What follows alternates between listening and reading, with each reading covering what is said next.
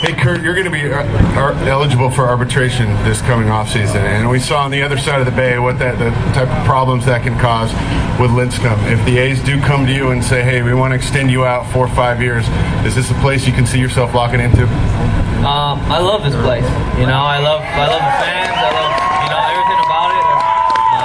I love being here. So this is where I came up from. I got drafted by Oakland, and I'm comfortable with the organization. Great group of players, and I'm just excited to be here right now, and I'm looking forward to this season. Billy Bean's window might be open if you guys want to yell real loud to let him know you need Kurt around for a few years. Talk a little bit more about the personalities on this team, and if Jack Cust is a little bit shy when the red light goes on, Dallas Braden is not. He's a young player that adds a little spice, certainly to our job as media members and when we're putting together television shows. What kind of guy is he in terms of clubhouse chemistry? I mean, do you guys enjoy that? Jack, is he one of the guys that wants the camera on all the time? Oh, yeah. I'll talk about Dallas all day. Dallas is, he's the best. I mean, coming up, playing again, I got a chance to play against him in the minor leagues, and I hated this guy when he pitched. He was like, hat sideways, never leaves the mound, and just this whole nonchalant type, catching the ball, everything. But playing with the guy, I mean, he's just such a competitor. Really, he's the guy I want every day throwing the ball. I mean, a big game, anything, he doesn't care. He'll go out there, give you everything he's got, and give you about 20 quotes after the game that everyone could use in all the newspapers, and then tell you about it after he said it. So he knows what he's saying. He's a smart guy, and he's definitely got a career in baseball in something. He's funny. He is very funny.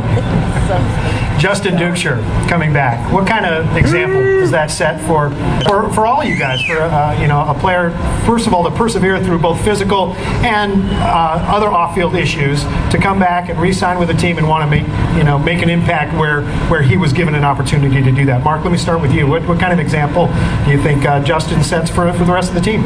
I think it's great. I've known Justin for a long time, not only in this organization but another organization, and he's been through a lot.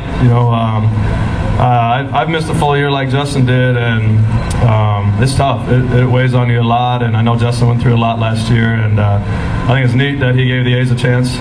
They gave him a chance as well, but they treated him really well last year, and he wanted to reciprocate that and come back and play here again this year. And he's a good guy. He's a great pitcher, and we're all glad to have him back. Eric, during the offseason, you helped me work on a story to kind of get to the essence of you and the struggles you've gone through for a number of years. And everybody knows that it didn't kill anybody more than it killed you to not be on the field. But I asked you about you're entering the last guaranteed year of your contract. There's an option next year. And I said, if you do have a good year and they want to bring you back and buy out the option and bring you back cheaper, what would you think of that? A lot of athletes, let's face it, a lot of athletes would say, no, if I have a good year, I'm going to get paid what I want to get paid. Eric said, whatever's best for the team. This is a guy who wants to stay in Oakland, retire in Oakland. How do you come about that? Is that something you get from your parents? Is it something you learn from watching other people have the opposite attitude? Why is integrity so important to you? It has to come from my parents, to be honest with you. Faith's been a real big role for me about the last year and a half, and it's just it's something that's real important to me. The A's made a commitment to me a few years back, and I want to be able to see this thing out, and I want to be able to take it the whole way out and finish my career here. I've been here. I was drafted by the A's when I'm 18. I'm 32 now, so that's a long time. And there's not too many players that stay with one team, and I have a good opportunity to be one of those players that for the whole career stays with the one team. So we've had some good teams here. We've struggled the last few years. Like I said, we're about to turn this thing around. I'm glad I'm still here. I'm glad I'm still got a uniform. Like I said, I got this year on my contract and an option for next year. I'd like to be healthy, prove my worth to the team, and stay here as long as I possibly can. Knows how to fire up the crowd for sure. Kurt, does a Major League Baseball team set team goals? Yeah, I think we do. We don't like to set. We want to win. I mean, obviously everybody wants to win first, but we don't look at it that way. we're confident going into every season. We're happy and excited with what we have. And, you know, like Chavi said earlier, we just want to compete. We want to compete throughout the year. We'll go up there with anybody starting 9 and we'll go and compete. And we won't back down from anybody. So, you know, that's the way we look at things, is we take it day by day. We don't like to look too far in the future. And, you know, whatever the day brings us, you know, we'll go and get them. But we would definitely compete every day. Certainly a lot of optimism among fans, particularly in light of your pitching staff and the upside of your young pitchers, sort of like, hey, if things go well, this could be a really good team. Do you guys feel that same way, or can you afford to think that way? Yeah, I mean, that's how we think every year. You know, we like to think that, you know, we're going to be in competition for first place at the end of the year.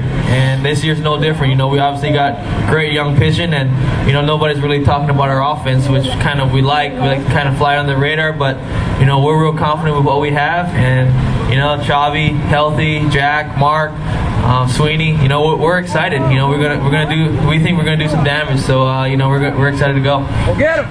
Hey, Mark. As much as everybody, there's a special place in everyone here's heart for Eric. I think they feel the same way about you. You've been through all the same ups and downs virtually that Eric's been through. You've spent some time on the shelf as well. As Eric mentioned, you guys are so close to starting to break through and get back to the success days that you enjoyed when you were here before. Would that make it that much more satisfying to really see that thing through, like Eric's talking about, and get back up to the top of the division? Oh yeah, without a doubt. You know, everybody knows what's going on here the last couple of years, but we really feel like as players that this thing's headed in the right direction, because they're starting in the right spot with the pitching staff and the young guys. And I mean, you talk to guys on other teams and they hate facing our pitchers. You talk about Trevor and Brett, and, you know, even a guy like Vin Mazzaro, who's not with us right now, but they don't like facing them. So we're all excited to see this thing through and get back to where we were in the early 2000s and winning ball games, winning 100 games a year, and going to the playoffs and being competitive. You know, so we're very excited about that. Well, at this point, ladies and gentlemen, we would like to say thank you to our 4 A's players and recognize that they interrupted their pregame warm-ups to come up here and talk with us a little bit. We do appreciate it, gentlemen. Thank you so much. All right, thank you. Thanks, man.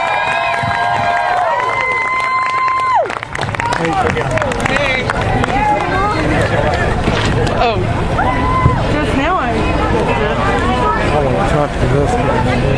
We have another question and answer period coming up shortly at 10:55. Coco Crisp will be joined by Ryan Sweeney, Eric Patterson, and Rajay Davis. So don't go too far. A lot of great things to do here at the Fan Appreciation Tailgate Party, including our Comcast Sportsnet Sportscaster Experience. You can get in line for an opportunity to do that. We want to make sure you get a chance to do that over on the north side of the parking lot. Also, a lot of great exhibits with other autograph tents, A's memorabilia. We have Vida Blue and Dave Stewart over by the 4 World Series trophies. Lots of fun happening here at A's Fan Appreciation. Again, 10:55, we'll have Rajay Davis, Coco Crisp, Ryan Sweeney, and Eric Patterson join us. A little bit later, Jake Fox, Dallas Braden will be joining us as well at 11:40, so don't go too far.